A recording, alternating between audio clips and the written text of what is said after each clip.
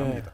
개헌과 마찬가지로 이 검경 수사권 조정은 그동안에 수없이 많은 위원회도 꾸려지고 논의도 있었고 하지만 한 번도 된 적이 없습니다. 근데 이번에 지금 말씀하신 대로 6.13 지방선거의 어떤 그런 승리 그런 것들을 배경으로 했는지 모르겠지만 정부에서 전격적으로 이것을 밀고 나왔는데 자 그렇다면 지금부터는 검경 수사권 조정안의 핵심 내용 어떤 것들이 있는지 좀 살펴보기로 하겠습니다. 자 김광삼 변호사가 좀 설명을 해주십시오. 큰 틀이 있고 또 이제 우리가 세부적으로 좀 살펴야 될 텐데 일단 뭐가 달라지는 겁니까? 가장 큰 것은 1차 수사권에 대해서 경찰이 가지고 있다는 거고요. 그다음에 수사 종결할 수 있는 권한이 경찰에 있다는 거예요. 그것은 검찰이 가지고 있는 수사 권한과 수사 종결권이 통째로 경찰로 갔다 이렇게 볼 수 있어요. 근데 아마 시청자 여러분께서 약간 의아할 거예요. 아니 이전에는 경찰이 수사하지 않았나? 독립적으로? 그리고 수사 종결하지 않았나? 그런데 사실은 지금 형사소송법을 보면 모든 수사에 대해서는 경찰은 검사의 지휘를 받게 돼 있어요. 검찰의 지휘를 받기로 돼 있고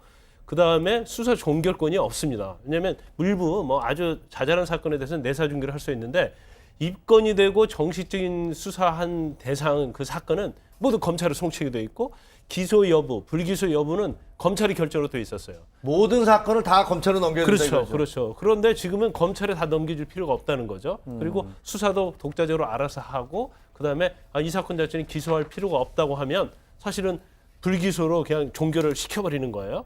그리고 기소할 것만 검찰에 넘기는. 그러니까 검찰의 수사 권한이 완전히 경찰로 넘어갔다. 이것도 통째로 그렇게 볼 수 있는 거죠. 이게 제일 이번에 조정안에서 제일 핵심적인 요소입니다. 아니 그동안은 검찰에서 내부 검사들이 예를 들면 형사부 같은 경우에 수사관들이 다 있었잖아요. 그래서 메토검사실에서 구체적으로 수사를 진행하고 그랬었는데 이번에 발표된 거 보니까 사안 몇 개의 사안 검찰이 수사할 수 있는 사안을 정해줬고 그게 아닌 경우에는 전부 경찰에서 수사를 해라 이렇게 돼 있는 거예요. 아니, 검찰에서는 무조건 제한 없이 수사를 할 수 있었어요. 그런데 1차 수사권이 이제 여러 가지 금융이랄지 선거사범, 특수사건 일부, 부패사건 말고는 수사할 권한 자체가 없어진 거예요. 그러면 이제까지 경찰이 송치를 하면 이걸 다 형사부에 배당을 합니다. 그래서 형사부에서 이걸 검토를 해서 보안 수사할 건 직접 보안 수사하고 경우에 따른 경찰에서 다시 보안 수사라고 지시를 하고 그다음에 이제 기소 여부를 다 결정을 했거든요. 그런데 이제 수사 종결권이 이미 경찰에 있기 때문에 기소하는 사건만 검찰로 송치를 받게 돼요. 물론 불기소한 사건에 대해서는 이제 통제권이나 감시권이 있기는 합니다. 그러면 결과적으로 현재 어떤 검찰 내에 있는 형사부랄지 조사부들이 할 수 있는 그런 역할이 굉장히 축소되다 볼 수 있어요. 그래서 향후 검찰이 조직에 있어서도 어떤 규모가 좀 협소화될 수 있는 이제 그런 상황이 올 수가 있어요. 지금 그 문제를 지금 추가로 질문을 드려야 될 것 같은데 검찰이 아니라 경찰에서 모든 수사를 이제 1차 수사를 한다라고 생각하면 지금 검찰의 인원이라든가 수사관들이라든가 특히 형사부 같은 경우에 이제 여러 가지 사건을 맡아왔잖아요. 그런 지금 말씀하신 대로 숫자도 줄여야 되고 수사관 숫자도 줄여야 되고 그러는 겁니까? 검사 숫자도 줄고? 그렇죠. 일반적으로 조사부, 형사부가 주로 좀 많이 타격을 받을 것 같아요. 조사부와 형사부. 네. 근데 조사부는 일반적으로 고소고발 사건이 오면 조사부에서 조사를 하거든요.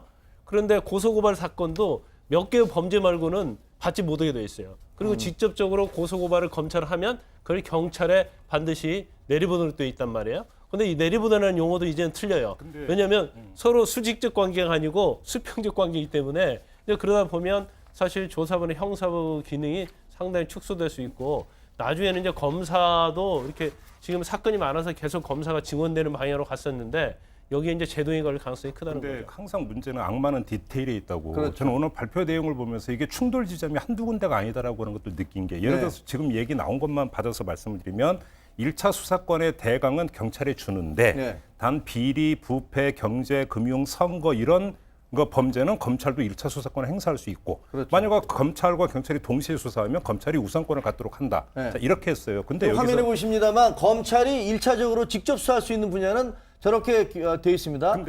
근데 저거는 딱 저 텍스트만 보면은 그럴 수 있을 것 같은데 현실 영역으로 들어가면 이제 캐봐야 수사를 해봐야 이게 비리 범죄인지 경제 범죄인지 알 수 있는 것 아니겠습니까? 그러겠죠. 예를 들어서 몇 가지 예만 들겠습니다. 지금 이거는 경찰이 하고 있기 때문에 적절한 예가 아닐지 모르겠지만 그 조현민 씨가 갑질을 했습니다. 물컵을 던져 갑질하면 이건 어찌 본다면 경찰이 수사할 수도 있는 거예요. 근데 캐다 보니까 뭐가 나왔습니까? 항공법 위반 나왔죠. 밀수 얘기 나왔죠. 횡령 얘기 나왔죠. 그러면 그 순간에 경제 문제, 비리 문제가 다 얽혀 있는 겁니다. 그러면 이 중간 단계에서 그럼 이건 비리 부패니까 우리가 가져갈래 이렇게 할 겁니까? 또 하나 예를 들까요?